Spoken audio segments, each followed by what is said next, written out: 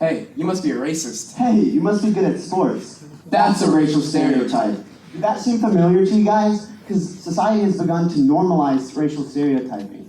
Stereotyping is actually seen everywhere. You can see it walking down the street, you can see it at school, work, and even used in politics. Some people think stereotyping is funny or even complimentary when it comes to stereotypes such as Asians having a higher IQ. But that's not always the case and can be harmful to self-confidence.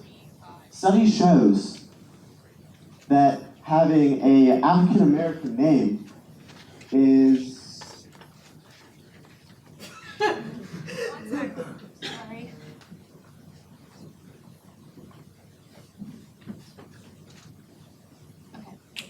Awesome. a person with an African American sounding name has a less likely chance of getting a call back to a job interview than having a white sounding name.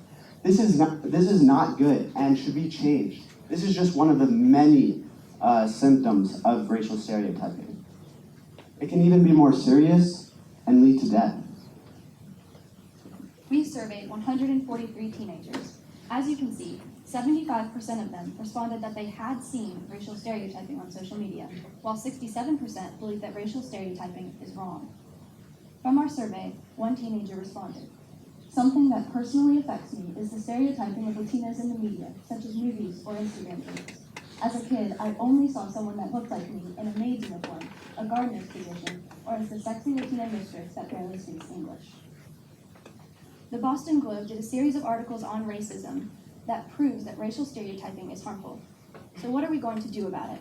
Well, we've seen that storytelling changes people's behavior, and that's exemplified through our partner, Dear Neighbor.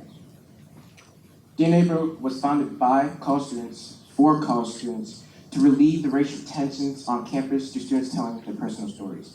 We want to model this, but for high school students. Hi, my name is Eli, and I attend Boston Trinity Academy. BranchOut will launch through Boston Trinity Academy's Trinity Institute for Leadership and Social Justice, whose mission aligns with ours. Although BTA is a diverse community, students are socially divided based upon their ethnic origins. Speaking as a student from BTA, school is obsessed with the word diversity. However, we don't truly understand each other. BranchOut will be able to provide a space where stereotypes will be identified and rethought. We will host an event where each ethnic group will hear the perspective of other ethnic groups in the BTA community through food, facts, and fun.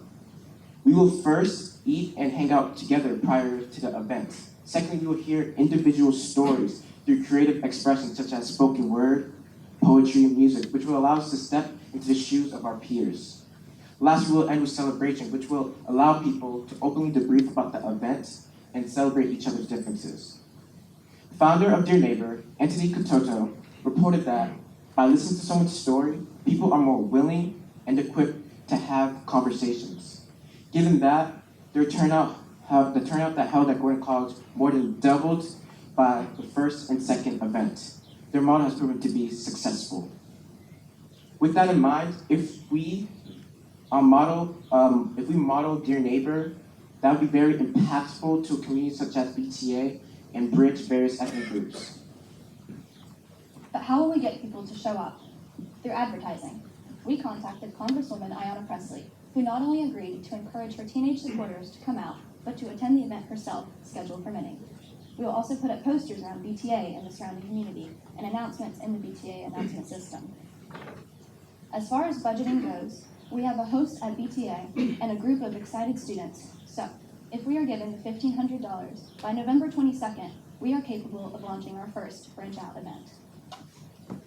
As Christians, we're called to love one another. In Galatians 3:28, it says, "There's neither Jew nor Gentile, neither slave nor free, nor is there male and female, for you are all one in Christ Jesus." Join us as we branch out. Hi, my name is Eli. Hi, my name is Zane. I'd like to get to know you.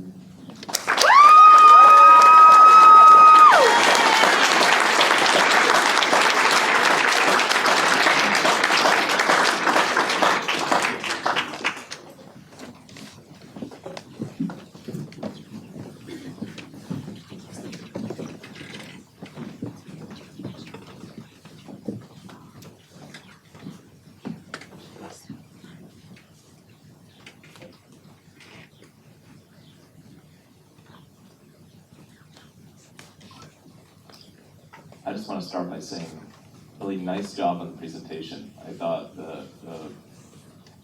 what I didn't say in my introduction is that I'm also an English teacher, and so the way that you captured us right from the start and tied it up, and you didn't get flustered with a little tech error, like that's good stuff, shows good poise and preparation, that you knew your stuff, you knew it well.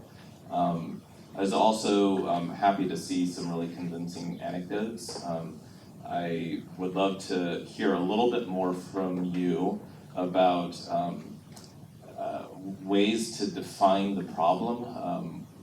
What kind of data did you guys come up with in defining what the problem is? It's such an emotional and sort of soft issue. So what did you guys explore this week in defining that problem? Well, I can start with some of the data. So we mentioned our survey of 143 teenage responses. We also read a couple articles on the Boston Globe. I don't know if you know the Spotlight Team's series of racism articles, but we read those. Additionally, we had a couple of bright spots that we kind of worked, like we went to visit and we learned about what they were doing and whether their models were effective. So you want to talk about that? Yes.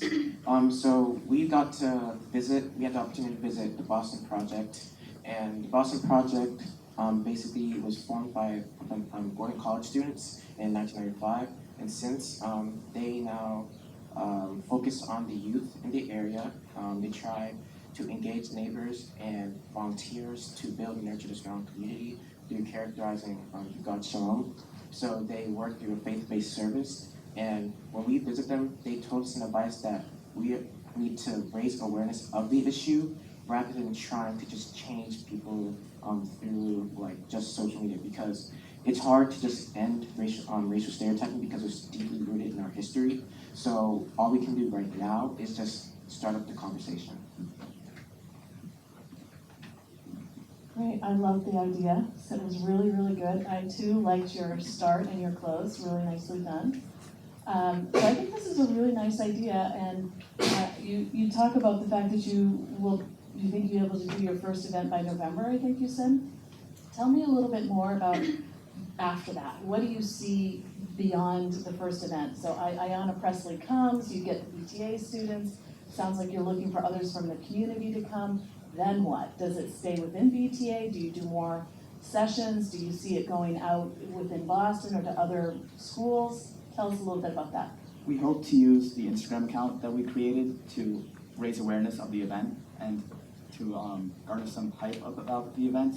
So we hope to do it every year, or at least twice a year at BTA, because we have some students here from BTA. And we also hope that it will spread to other private schools around the area, Christian private schools. So that way it'll spread to Boston area and maybe even to public schools someday through the Instagram account by raising awareness about it. Cool, you have to tell us what your Instagram is, we can follow you. BranchOut Global. BranchOut Global. Follow BranchOut Global. Yeah, excellent presentation. And one thing I really liked is the fact you've already reached out to their neighbor and kind of looked at that as a model to run. I like the concept that you can build off of that, which is neat. I guess the one thing I'm kind of thinking through it as well is, I guess, slight concern that might be a little bit preaching to the choir as far as people predisposed to be open to racial issues and diversity. And just thinking, have you put thoughts as far as how do you reach out to communities that might be less predisposed to on the issue, and what efforts? I think the advertising is good, but just wonder if you have any advertising thoughts or reach out, or ways to reach out to communities that might be less predisposed to being open to working together. Right. So part of our contacting Ayanna Presley and working at Christian schools, I think people, especially those who are secular, have a view of Christians that they're maybe not necessarily as concerned with social justice issues as this, which is actually one reason why we're targeting Christian schools specifically, to educate Christians on loving and respecting our neighbors, as we are commanded to do. But part of contacting Ayanna Presley and having her encourage her supporters maybe is a lot of her supporters, like we believe based off of articles and such, and just things that we hear and see, are not Christian. They're pretty much secular. And so if she were to encourage them to come, I would believe, we're not trying to get everybody to show up, but a fair amount of them would. And probably those people would be secular, they would not be Christian. So that's how we're trying to gather broader audiences than maybe just Christians, or just secular people, you know, we're just trying to reach a general audience by contacting as many different resources as we can. Something to add. According to the Boston Globe articles, the issue of racial diversity is so prevalent in Boston, like it's more prevalent than one would expect. So I feel like by targeting this one school, it'll be easier to target this one school instead of just trying to branch out too fast. Excuse the pun. And well, yes, racial diversity, as Levi said, is big in that school, but the students aren't always talking to each other. So if we start there, I feel like it would be easy to get the base and then branch out from there. Yeah, time for one. So somebody tell me, what do you think will be the biggest challenge in implementing this? And what do you think will be the key to success? Two-part question. All right, well,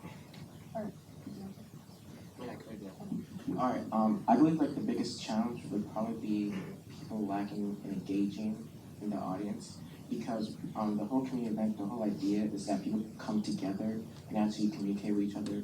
We're not trying to like have people comment on other people's stories, because we'd rather them just listen, because then we can comprehend everything better. So we're hoping that that would actually be more beneficial. But what was the second part to your question again? The key to success. The key to success would basically just be like more people just coming and actually enjoying their time, being able to talk to other people outside of their ethnic group. So, yeah. an important part of what we discovered about Dear Neighbor was that in their first event, we saw that they had like 180 people show up, and in their second, 450.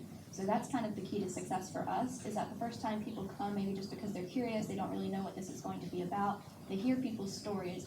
And an important part, when we were talking to the founder of Dear Neighbor, he said it was important to make the distinction that this was an event, not a discussion, because too often we start conversations about this and then just end up arguing, being put on the defensive. We don't really hear the person we're talking to. And so this is an event for somebody to hear somebody else's story and then maybe start conversations, feel safe to ask questions, having been educated about certain topics from other people's perspectives. And so in putting on this kind of event, we feel that the key to success is the first time people come maybe because they're curious, and the second time they bring friends. Kind of like the mock radio hour vision, is that what you're thinking? Yeah. Basically, yes. All right, thank you, judges. All right,